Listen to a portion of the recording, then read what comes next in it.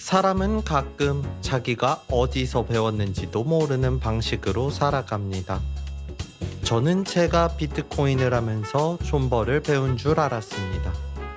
그런데 생각해보면 우리 집안에는 이미 오래전부터 존버의 인간문화재 같은 분이 계셨습니다.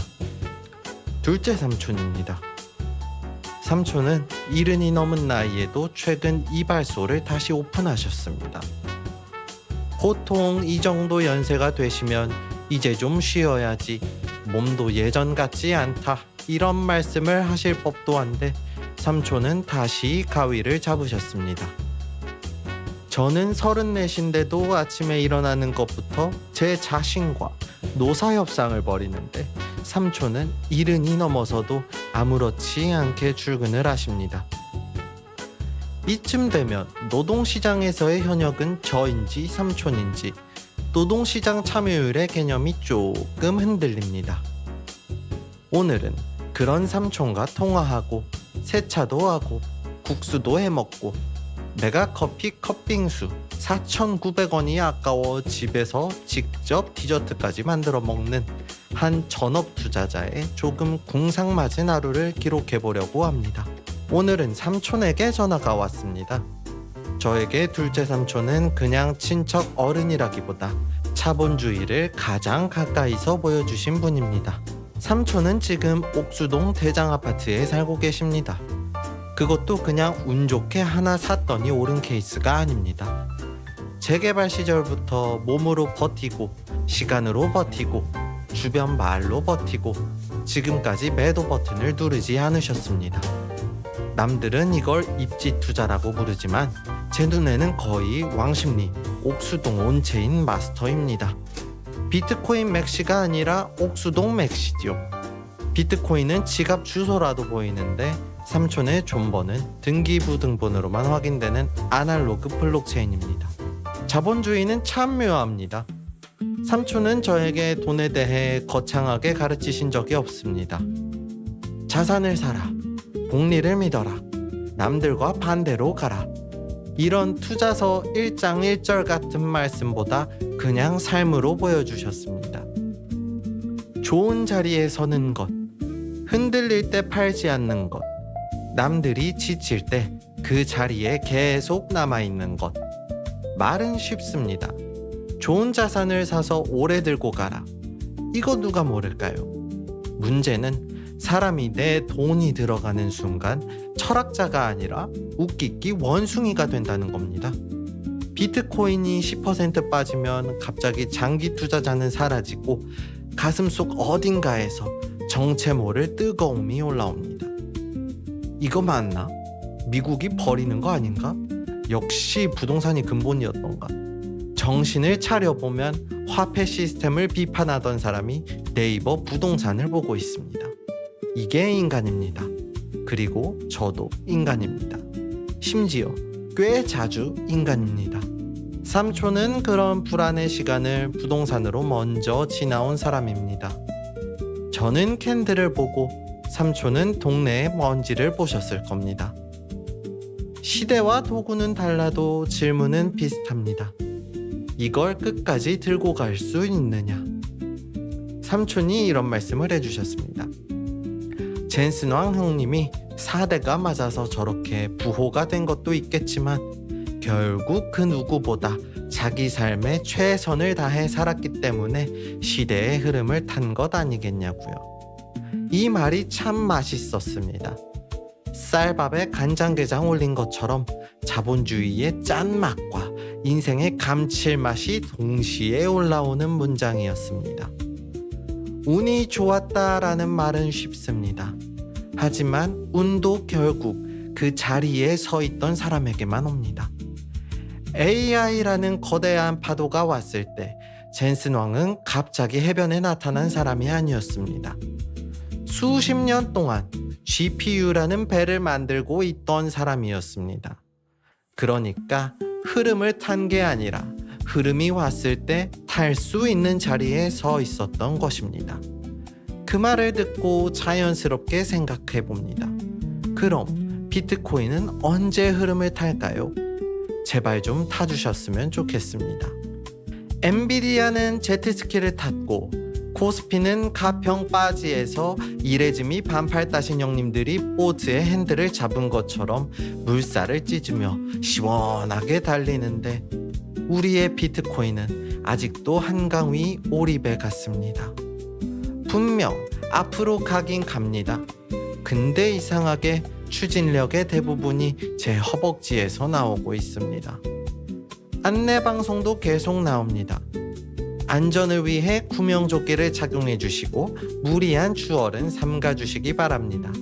근데 제 마음은 이미 추월이 아니라 구조 요청입니다. 이게 탈중앙화 자산인지 하체 운동기구인지 가끔은 구분이 잘 안 됩니다. 그래도 저는 아직 믿고 있습니다. 흐름이라는 건 오지 않는 것처럼 보이다가 어느 순간 이미 와 있었다는 식으로 찾아오기도 하니까요. 삼촌에게 옥수동이 그랬고 젠슨왕에게 엔비디아가 그랬고 저에게는 아직 비트코인이 그런 자산이길 바라고 있습니다. 그리고 영상을 보시다시피 아주 오랜만에 세차를 하러 나갔습니다. 저는 원래 자동차를 정말 좋아했습니다. 한때는 트레이딩 뷰보다 SK 엔카와 포란페를 더 많이 들어갔습니다.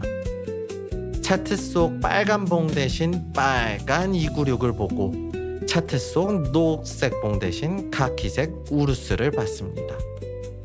마치 제가 자동차를 사는 게 아니라 자동차 산업의 미래를 책임지는 사람처럼 진지하게 봤습니다. 그런데 30대 중반을 향해 가면서 차에 대한 관심이 이상할 정도로 줄었습니다. 성숙인지 노화인지 서울 도심의 주차비와 맛이 가버린 기름값 앞에서 영혼이 한번 꺾인 건지는 모르겠습니다. 얼마 전 서비스 센터에서 연락이 왔습니다. 5일 쿠폰이 남아있으니 갈러 오시라고 하더라고요. 어드바이저 형님께서 계기판에 찍힌 키로수를 불러달라고 하셨습니다. 제가 말씀드렸더니 잠깐 정적이 흐르더군요. 작년에 갈고 3천도 안 타신 거예요? 그 순간 차주가 아니라 자동차 장기 미사용 혐의자로 조사받는 기분이었습니다. 결론은 이랬습니다. 그냥 겨울에 오세요. 5일 갈러 오라고 전화하셨다가 제 주행거리를 듣고 랜드로버 측에서 먼저 정비의 필요성을 철회하신 겁니다. 정비업계에서도 저의 집콕 인생을 인정한 순간이었습니다. 차도 아마 속으로 생각했을 겁니다. 도로를 달리려고 태어났는데 이 사람을 만나 지하주차장에서 스테이킹을 당하고 있구나. 사대문 안으로 이사오고 나서는 차를 더 안 타게 되었습니다. 지하철, 버스, 따릉이. 서울의 대중교통은 정말 훌륭합니다. 예전에는 차가 있어야 자유롭다고 생각했는데 요즘은 오히려 차가 있으면 귀찮습니다. 주차해야지, 세차해야지, 보험 내야지, 세금 내야지, 정비해야지, 어디 가면 주차장 찾아야 하지. 차를 소유한 줄 알았는데 가끔은 제가 차의 비서가 된 것 같습니다. 그런데 또 웃긴 게 저의 드림카 허머의 신차지요. 허머 EV가 정식 출시됐다는 걸 보니까 사고 싶긴 하더라고요. 진짜 감가만 아니면 사고 싶습니다. 깨달은 척을 해도 좋은 물건을 보면 다시 흔들립니다. 무력은 사라진 게 아니라 잠깐 저전력 모드였던 겁니다. 사실 재작년에는 우르스로 바꾸려고도 했습니다. 근데 괜찮은 매물은 다 수출로 빠져버렸고 가성비 매물은 2년 전 가격보다 오히려 올라 있었습니다. 그때 깨달았습니다. 제가 안 산 건 오르고 제가 산 건 횡보합니다. 비트코인 빼고 다 오릅니다. 우르스도 오르고 여의도 아파트도 오르고 하이닉스도 오르고 제 식비와 관리비마저 오르는데 제가 믿고 있는 비트코인만 가끔 수행자처럼 앉아 있습니다. 수행은 존중합니다. 다만 투자자 입장에서는 가끔 가격으로도 설법을 해주었으면 좋겠다는 말을 드리고 싶습니다. 세차장에 오면 묘하게 마음이 정리됩니다. 씻기는 건 제 차인데 반성은 제가 합니다. 평소에는 계속 차트를 보고 뉴스를 보고 금리를 보고 댓글 사람들의 반응을 봅니다. 전업 투자자는 시간이 많은 직업 같지만 머리가 꺼지는 시간은 별로 없습니다. 시장은 제가 쉴 때도 움직이고 잘 때도 움직이고 밥 먹을 때도 움직입니다. 그래서 가끔은 제가 돈을 굴리는 건지 돈이 저를 굴리는 건지 헷갈립니다. 처음에는 돈을 벌려고 시작했는데 어느 순간부터 돈이 제 정신건강을 구독제로 이용하고 있습니다. 차에 물을 뿌리다 보면 문득 그런 생각이 듭니다. 먼지는 닦으면 없어지는데 불안은 닦아도 잘 안 없어집니다. 아마 불안은 외부 오염이 아니라 내부 옵션인 것 같습니다. 우리의 삶에 출고할 때부터 장착돼 있었던 겁니다. 저는 집에 돌아와 국수를 삶습니다. 인간은 참 입체적입니다. 머리로는 글로벌 유동성을 생각하지만 몸은 탄수화물을 요구합니다. 순자산과 상관없이 배고픔은 현물 청산으로 찾아옵니다. 그래서 냄비에 물을 올리고 면을 넣습니다. 지금 이 순간만큼은 오직 면 익힘 정도만이 저의 세계를 지배합니다. 인생에서 가장 어려운 타이밍은 저점 매수도 아니고 고점 매도도 아니고 국수면을 언제 건지느냐입니다. 조금만 늦으면 퍼지고 조금만 빠르면 심지가 남습니다. 이건 거의 삶의 은유입니다. 너무 빨리 포기하면 설익고 너무 오래 버티면 퍼집니다. 물론 비트코인은 요즘 오래 버텨도 안 퍼지고 그냥 저만 퍼지고 있습니다. 국수는 참 정직한 음식입니다. 허세가 들어갈 자리가 별로 없어요. 파인다이닝은 설명이 길지만 국수는 설명이 짧습니다. 배고파서 했습니다. 이보다 명확한 투자 논리는 없지요. 맛이 있으면 좋고 없으면 김치를 더 꺼내면 됩니다. 자본주의 사회에서 가장 빠른 리밸런싱은 반찬 추가입니다. 시장에서는 언제나 누군가가 저보다 빨리 움직이지만 이 냄비 안에서는 제가 유일한 마켓 메이커입니다. 면의 유동성을 공급하고 양념의 방향성을 조절하며 김치라는 변동성 해지 자산을 곁들입니다. 이쯤 되면 국수 한 그릇도 포트폴리오가 됩니다. 탄수화물 비중이 과도하긴 하지만 인생이 원래 그렇습니다. 완벽한 자산 배분은 어렵습니다. 어쨌든 먹어요. 사람은 대단한 철학으로만 움직이는 게 아니라 이런 국수 한 그릇으로도 다음 장면까지 움직일 힘이 생깁니다. 국수를 먹고 나면 사람은 자연스럽게 단 걸 찾습니다. 이건 의지의 문제가 아닙니다. 탄수화물 뒤에는 더 큰 탄수화물이 오고 싶어 합니다. 마치 상승장 뒤에 레버리지 상품이 붙는 것과 비슷합니다. 제가 꽂힌 디저트가 하나 있습니다. 메가커피의 컵빙수죠. 가격은 4,900원입니다. 사실 4,900원이 인생을 흔드는 돈은 아닙니다. 컵빙수 4,900원 앞에서 고민한다는 게 조금 이상해 보일 수도 있습니다. 근데 이상하게 아깝습니다. 비트코인 녀석 덕분에 하루에 수천만 원이 마이너스 나는 건 변동성이지 하고 넘기는데 컵빙수 4,900원은 이거 내가 집에서 만들 수 있지 않나 이 생각이 듭니다.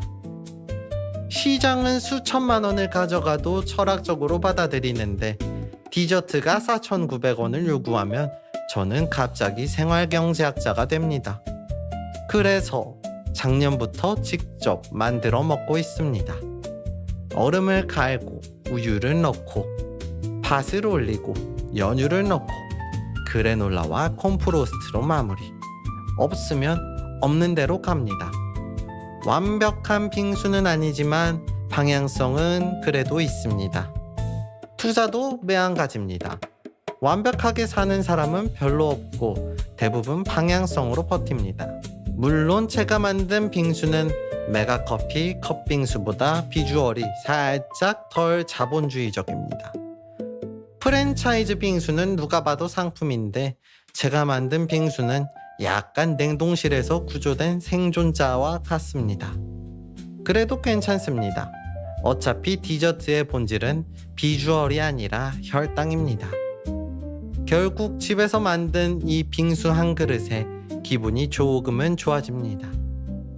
경제적 자유라는 것도 어쩌면 거창한 게 아닐 수 있습니다. 먹고 싶은 걸 매번 사 먹을 수 있는 능력보다 가끔은 이거 내가 해 먹으면 되지 않나 하고 직접 만들어 볼 여유, 그리고 결과물이 조금 못생겨도 혼자 웃으면서 먹을 수 있는 상태, 그런 게 오히려 생활에 가까운 자유일지도 모릅니다. 큰 돈에는 대담하고 작은 돈에는 갑자기 치밀해집니다. 오늘도 저는 글로벌 유동성과 냉동실 얼음 사이에서 제 나름의 균형을 찾고 있습니다. 돈이 많아지면 삶이 완전히 달라질 줄 알았습니다. 근데 막상 지나와 보니 달라지는 건 선택지이고 남은 건 생활이었습니다. 이 말을 하면 누군가는 배부른 소리라고 할 수 있습니다. 맞습니다. 어느 정도는 배부른 소리입니다. 근데 배가 부르다고 해서 인생의 소화기관까지 전부 정상 작동하는 건 아니더라고요. 많은 사람들은 경제적 자유를 돈이 많아서 아무것도 안 해도 되는 상태라고 생각합니다. 근데 이건 두 군데서 틀렸습니다. 첫 번째, 돈이 늘면 욕망도 같이 늘어납니다. 1억이 없을 때는 10억이면 자유 같고 10억이 있으면 30억이 자유 같고 30억이 보이면 50억, 50억이 보이면 100억이 눈에 들어옵니다. 결승선이 있는 줄 알았는데 가까이 가보면 그 결승선이 전동 킥보드를 타고 더 빠르게 도망갑니다. 두 번째, 사람은 안 해도 되는 것은 좋아하지만 할 게 없는 것은 못 견딥니다. 이 둘은 완전히 다릅니다. 안 해도 된다는 건 선택권이지만 할 게 없다는 건 공허함입니다. 제가 보기엔 많은 사람들이 경제적 자유를 원하는 게 아니라 사실은 탈출을 원합니다. 회사에서 탈출하고 싶고 상사에게서 탈출하고 싶고 월요일에게서 탈출하고 싶고 정해진 인생에서 탈출하고 싶은 겁니다. 목적지가 있는 게 아니라 애초에 출발지가 싫은 겁니다. 그래서 돈은 자유의 이름을 한 탈출구가 됩니다. 저는 그 신기루 비슷한 걸 어느 정도 실제로 경험해 보았습니다. 사람들이 말하는 경제적 자유, 서류상으로 보면 저는 합격이었습니다. 근데 도착해 보니까 결승선 뒤에는 생각보다 아무것도 없었습니다. 빵빠레도 없었고 엔딩 크레딧도 없고 갑자기 하늘에서 축하합니다. 이제부터 행복입니다. 이런 자막도 안 내려옵니다. 그냥 어느 평일 오후에 멍하니 앉아서 이런 생각이 듭니다. 이게 끝인가? 경제적 자유라는 카드는 많은 사람들에게 진통제입니다. 돈만 있으면 나는 달라질 거야. 그런데 막상 그 카드를 긁어보면 통증이 줄어드는 부분도 있지만 그대로 남는 질문도 있습니다. 돈은 월세 걱정을 줄여주고 생활비 걱정도 줄여줍니다. 하기 싫은 일을 억지로 해야 하는 압박도 많이 줄여줍니다.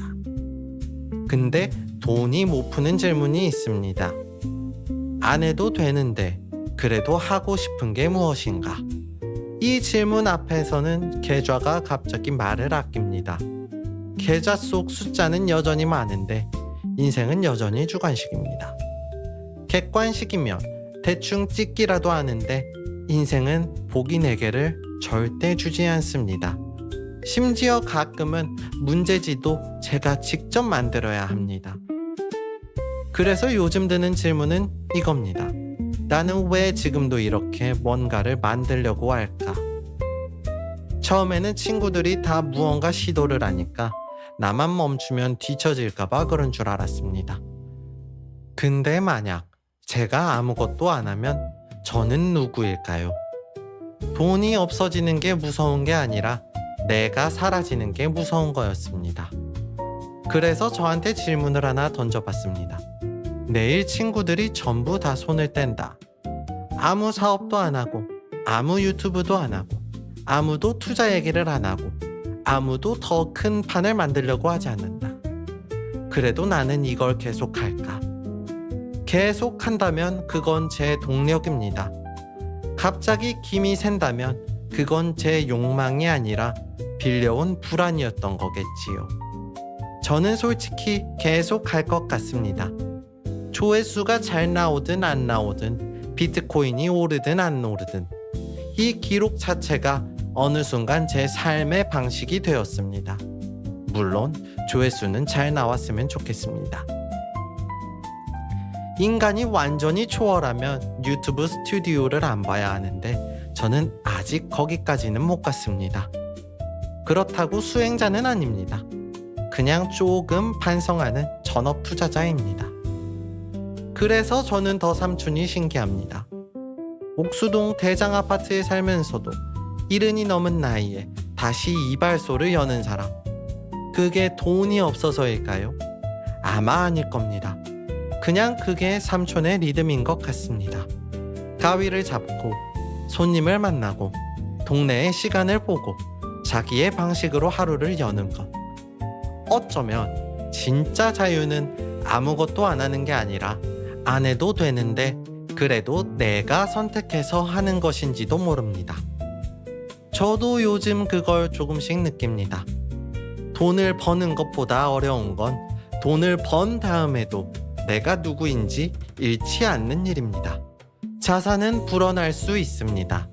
그런데 사람의 중심은 생각보다 쉽게 흔들립니다.